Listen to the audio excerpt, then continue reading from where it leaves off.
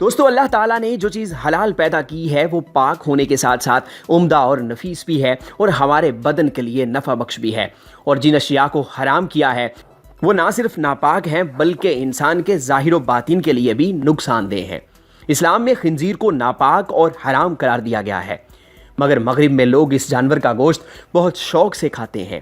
ہم خوش قسمت ہیں کہ ہمارے دین نے ہمیں اس جانور سے دور رہنے کا حکم دیا ہے، کیونکہ جدید سائنسی تحقیق میں یہ ثابت ہو گیا ہے کہ ٹیپ ورم نامی ایک کیڑا ایک خاص قسم کے سور سے انسان میں منتقل ہوتا ہے۔ یہ کیڑا دماغ میں پہنچ کر اسے کھانا شروع کر دیتا ہے۔ سائنسدانوں نے اس کیڑے کو سور کے ساتھ تعلق کی وجہ سے اس کا نام پورک ٹیپ ورم رکھا ہے۔ ماہرین کا کہنا ہے کہ ٹیپ ورم کی متعدد اقسام میں سے یہ ایک خصوصی قسم ہے جو انسانی دماغ پر حملہ آور ہونے کی صلاحیت رکھتا ہے۔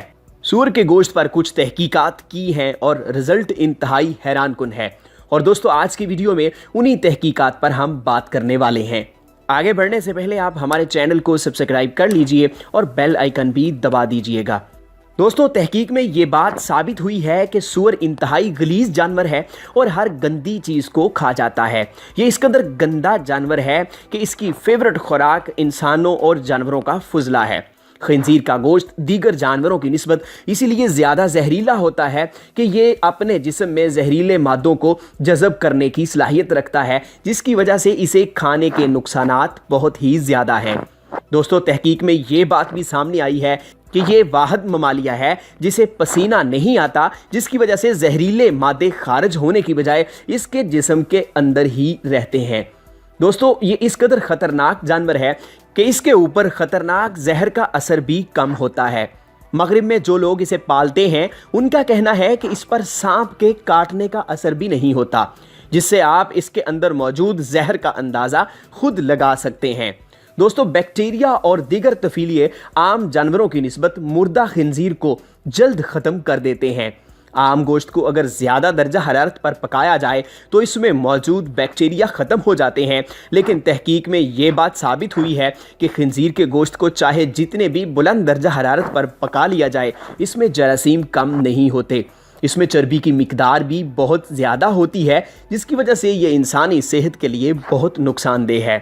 دوستو گائے کا نظام انہضام بہت اچھا ہوتا ہے، یہ کھانے کو ہضم کرنے میں بہت وقت لیتی ہے، جبکہ خنزیر جو چیز بھی کھاتا ہے وہ 4 گھنٹوں کے اندر اندر اس کے جسم کا حصہ بن جاتی ہے۔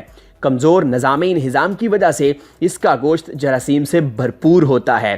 تحقیق میں یہ بات سامنے آئی ہے کہ ایک خنزیر میں 30 طرح کی مختلف بیماریاں ہوتی ہیں، اور دوستو اسلام نے تو اسے ہاتھ لگانے سے بھی منع کیا ہے۔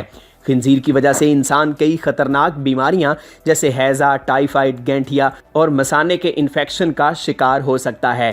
دوستو اس کے جسم اور گوشت میں زہریلے مادے اور جراثیم گردش کرتے رہتے ہیں۔ اس کے پاؤں میں ایک سوراخ ہوتا ہے جس کی وجہ سے جراثیم جسم سے نکلتے اور اندر جاتے رہتے ہیں، اور اس وجہ سے یہ مزید آلودہ ہو جاتا ہے۔ تو دوستو آج کی ویڈیو میں ہم نے سور کے گوشت پر ہونے والی تحقیقات آپ کے سامنے رکھی ہیں۔